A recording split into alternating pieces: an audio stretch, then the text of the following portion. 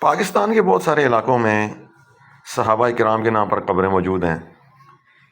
ایسی 4 قبریں بھاولپور کے علاقے قلعہ دراوڑ میں بھی ہیں۔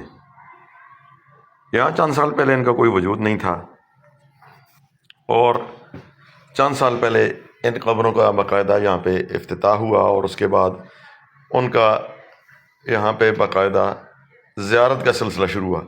یہ دیکھیے، یہ ایک کمرہ بہت بڑا بنایا گیا، اور اس میں 4 قبریں ہیں، اور چاروں قبریں بہت بڑی بڑی ہیں، اور یہاں پہ جن صحابہ کے نام ان قبروں کے اوپر لکھے ہوئے ہیں، وہ آپ اگر احادیث کی کتابیں دیکھیں یا تاریخ کی کتابیں دیکھیں تو آپ کو حضرت طاہر رضی اللہ تعالیٰ عنہ یہ ایک نام ہے۔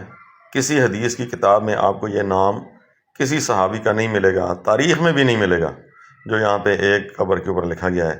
اسی طریقے سے آپ اگر مزید دیکھیں تو یہ حضرت جواد رضی اللہ تعالیٰ عنہ لکھا ہوا ہے۔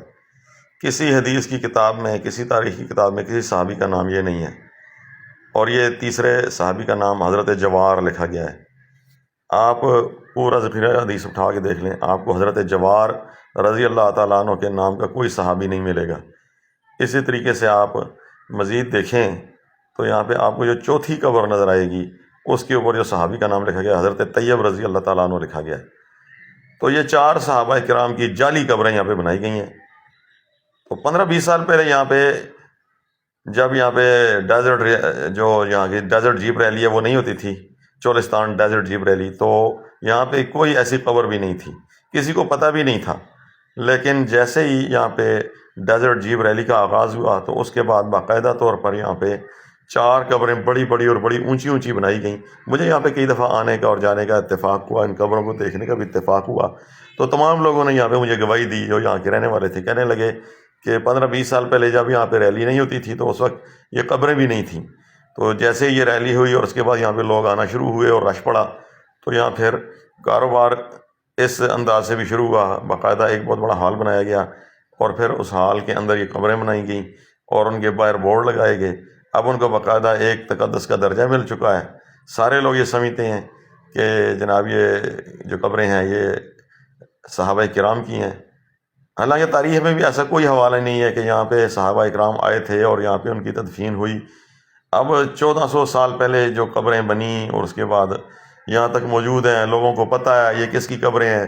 اسلام میں تو پکی قبر بنانے کا تصور ہی نہیں ہے، اس کو محفوظ رکھنے کا تصور ہی نہیں ہے کہ آپ ایک قبر بنائیں اور اس کے بعد آپ اس کو مسلسل محفوظ کر کے رکھیں، اس پر تختیاں لگائیں، اس پر عمارتیں بنائیں، اس کے اوپر آپ مضبوط پتھر جو ہے نا وہ نصب کریں۔ تو اسلام میں تو اس طرح کا کوئی تصور نہیں ہے۔ تو کن لوگوں نے قبروں کو بنایا، محفوظ رکھا، اور ان کے ناموں کا بھی اس نے پورا ریکارڈ رکھا کہ یہ قبریں کس کس کی ہیں۔ اصل حقیقت یہ ہے کہ دنیا کے اندر جو تاریخی قبریں صدیوں پرانی ہیں، ان میں سے صرف 3 قبروں کے بارے میں ہم پوری دلیل کے ساتھ یہ بات کہہ سکتے ہیں کہ یہ قبریں کس کی ہیں، اور وہ قبریں ہیں حضرت نبی کریم محمد صلی اللہ علیہ وسلم کی، اور ان کے دائیں لیٹے ہوئے حضرت ابوبکر صدیق رضی اللہ تعالیٰ عنہ کی، اور اسی طریقے سے ان کے بائیں لیٹے ہوئے حضرت عمر فاروق رضی اللہ تعالیٰ عنہ کی۔ اس کے علاوہ دنیا میں کسی بھی قبر کے بارے میں ہم پیٹنٹ طے کر کے نہیں کہہ سکتے کہ اس قبر کے اندر کون مدفون ہے۔